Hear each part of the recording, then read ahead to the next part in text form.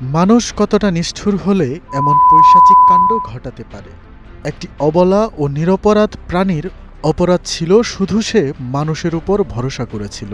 নরসিংদীর নগরিয়াকান্দি সেতুতে ঘটে যাওয়া এক চরম অমানবিক ঘটনা এখন কাঁপিয়ে দিয়েছে পুরো সামাজিক যোগাযোগ মাধ্যম। একটি পোষা কুকুরের গলায় আস্ত ইট বেঁধে জীবন্ত অবস্থায় তাকে ছুঁড়ে ফেলা হলো উত্তাল নদীতে। ছড়িয়ে পড়া ভিডিওতে দেখা যায় গত ২৪শে জুন বেলা ১১:৩০টার দিকে নাগরিয়াকান্দি সেতুর উপর রশি দিয়ে বাঁধা একটি কুকুর নিয়ে দাঁড়িয়ে আছে খালি গায়ের এক তরুণ। রশির অপর প্রান্তে বাঁধা একটি আস্ত ভারী ইট। পাশে দাঁড়িয়ে দেখছিলেন এক নারীসহ আরও ৩ ব্যক্তি।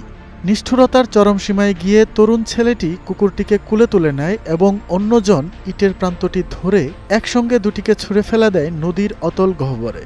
নদীতে পড়ার পর বাঁচবার আকুতি নিয়ে অবলা প্রাণীটি শেষবারের মতো তাকিয়েছিল তার হত্যাকারীদের দিকে। কিন্তু পশুর চেয়েও অধম সেই মানুষদের মনে এক ফোঁটাও দয়া জাগেনি। অনেকক্ষণ ছোট পায়ে সাঁতরে বেঁচে থাকার শেষ চেষ্টাও করেছিল কুকুরটি, কিন্তু আস্ত একটি ইটের ওজনে বেশিক্ষণ টিকে থাকা সম্ভব হয়নি। কিছু সময়ের মধ্যেই পানির নিচে তলিয়ে যায় প্রাণীটি। খোঁজ নিয়ে জানা গেছে এই নির্মম হত্যাকাণ্ডের মূল কারিগর কামারগাঁও এলাকার পেশায় কসাই মোহাম্মদ আলী। প্রতিবেশী খালার পালিত কুকুরটিকে খালার নির্দেশেই সে এভাবে হত্যা করেছে বলে দাবি উঠেছে। ঘটনাটি সামাজিক যোগাযোগ মাধ্যমে ছড়িয়ে পড়তেই নিন্দার ঝড় ওঠে দেশজুড়ে।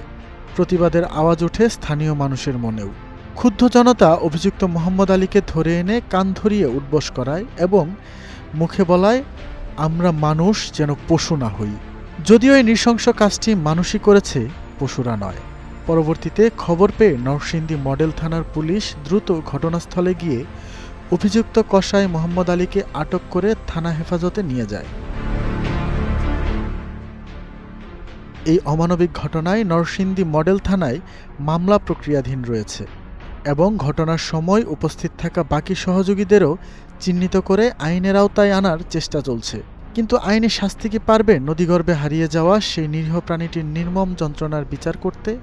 সমাজ থেকে এই বিকৃত মানসিকতা কবে দূর হবে, যেখানে মানুষের নিজের হিংস্রতা পশুকেও হার মানায়?